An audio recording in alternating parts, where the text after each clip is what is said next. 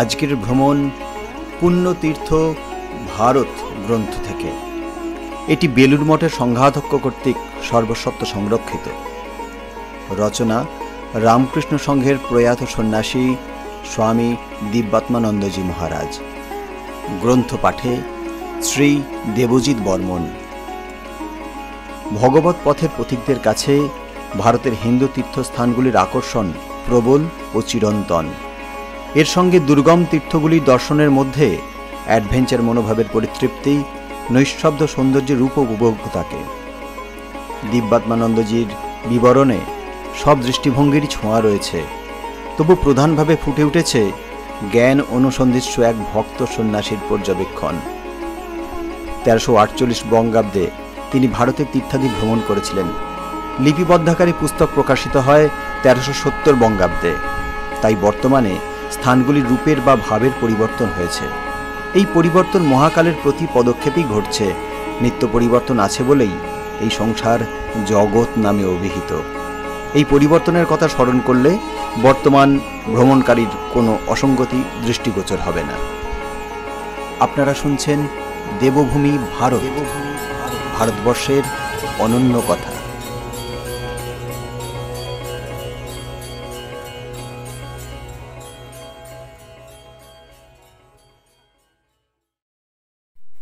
পুণ্যতীর্থ ভারত গ্রন্থের আজকের তীর্থ কেরালা, পর্ব 2। পরদিন বেলা 2টার বাসে ত্রিচূর আসিলাম। ত্রিচূর কেরালা রাজ্যের একটি প্রধান শহর। কালাডি হইতে ত্রিচূর 30 মাইল। শহর হইতে 5 মাইল দূরে শ্রী রামকৃষ্ণ গুরুকুল আশ্রম। সন্ধ্যার পূর্বেই আমরা আশ্রমে আসি। এই আশ্রমে একটি উচ্চ ইংরাজি স্কুল আছে।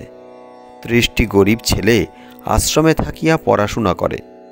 আশ্রমের অনতিদূরেই মাতৃমন্দিরে থাকিয়া 20টি গরিব মেয়ে আশ্রমে পড়াশোনা করে। ছেলে ও মেয়েদের অধিকাংশই হরিজন। এখানে তাঁত এবং সেলাইয়ের কাজও শিক্ষা দেওয়া হয়। আশ্রমের চারিদিকে লোকবসতি নাই, গাছপালায় পরিপূর্ণ। আশেপাশে ছোট ছোট পাহাড়। দেখিয়া মনে হয় যেন পুরাকালের মুনি ঋষিদের আশ্রম। এখানে 2 দিন থাকিয়া সরনোরে গাড়ি বদল করিয়া 9 ফেব্রুয়ারি সন্ধ্যার পূর্বেই ওট্টাপালম আশ্রমে আসিলাম। আশ্রমের নাম শ্রী রামকৃষ্ণ নিরঞ্জন আশ্রম। এই পল্লীটির নামও রামকৃষ্ণনগর। পাশেই ক্ষীণধারায় ভারতী নদী বহিতেছে। নদীটি বালিতে পরিপূর্ণ। শুনিলাম বর্ষাকালে নাকি জলে ভরিয়া যায়। 11 ফেব্রুয়ারি পূজনীয় প্রভু মহারাজ মাদ্রাজ চলিয়া গেলেন। আমি 5 সপ্তাহ এখানে থাকিব। এখানের জলবায়ু বেশ ভালো, অনেকটা বিহারের সাঁওতাল পরগনার মতো। লাল রঙের উঁচু নিচু জমি। এদেশে ধান চাষ হয়। অধিবাসীরা 2 বেলাই ভাত খায়। তবে এরা এত গরিব যে মেয়েরা কোনো প্রকারে লজ্জা নিবারণ করিয়া রাস্তায় চলাফেরা করে। তাহাদের দিকে তাকানো যায় না। এখানে শ্রী রামকৃষ্ণ মন্দিরে একটি পুরাতন বিষ্ণু মূর্তি দেখিতে পাইলাম। খবর লইয়া জানিলাম নিকটবর্তী কোনো গ্রামের ভগ্ন মন্দিরে এই মূর্তিটি পাওয়া গিয়াছে। আশ্রম প্রতিষ্ঠাতা ওই মূর্তি আনয়নপূর্বক নিত্য পূজাদির ব্যবস্থা করিয়াছেন। আশ্রমে শ্রী রামকৃষ্ণদেবের জন্মোৎসব পালন করা হইবে। প্রায় 2000 লোক ভোজন করাইবার আয়োজন করা হইয়াছে। পূর্বদিন সন্ধ্যায় 8-10 জন গ্রামবাসী ছুরি হাতে করিয়া আশ্রমে আসিলেন। তাহারা তরকারি কাটিবেন ও রান্না করিবেন। তরকারি বলিতে চাল কুমড়া ও মিষ্টি কুমড়া। ছুরির সাহায্যে কুমড়া কাটা হইল। চাল কুমড়ো দিয়া সাম্বার অর্থাৎ পাতলা করম্ব রন্ধন করা হইল, আর মিষ্টি কুমড়ো দিয়া উলন রান্না করা হইল। ইহাই তরকারি। টুকরো টুকরো কুমড়ো সিদ্ধ করিয়া তাহাতে নারিকেলের রস মিশাইলে উলন হয়, এবং করম্বর ডাবের জল দিয়া রসম, আর ছোলা বা মুগ ডাল সিদ্ধ করিয়া তাহাতে গুড় ও নারিকেল বাটা মিশাইলেই পায়েস হইল।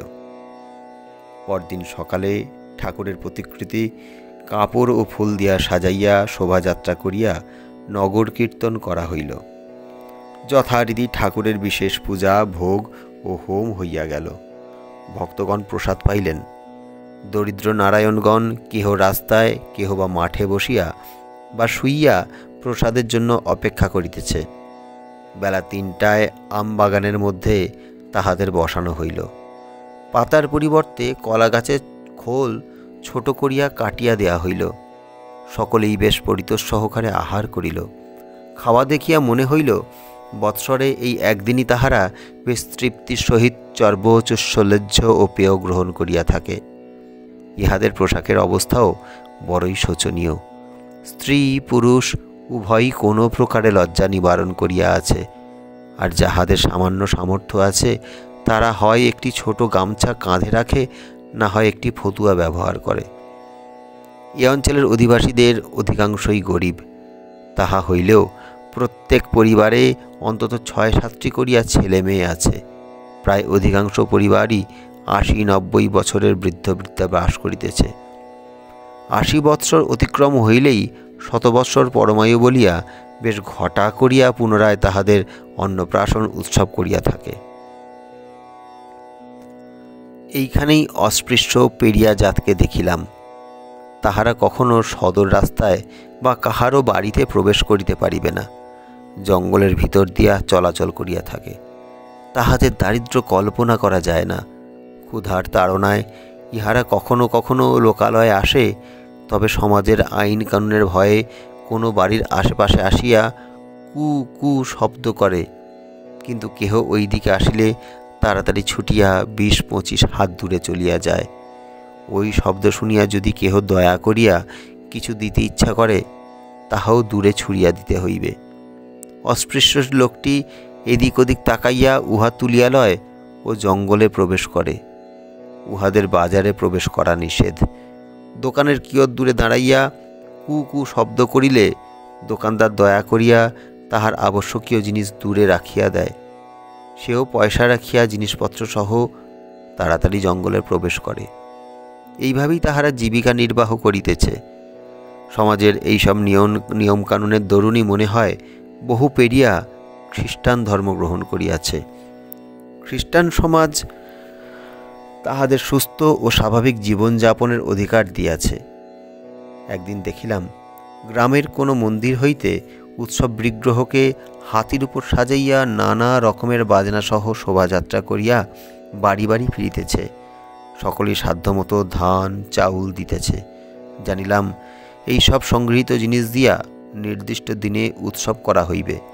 উৎসব দিবসে বহু লোকের সমাগম হয় এবং নানা রকমের নাচ গান ও বাদ্যাদি হইয়া থাকে।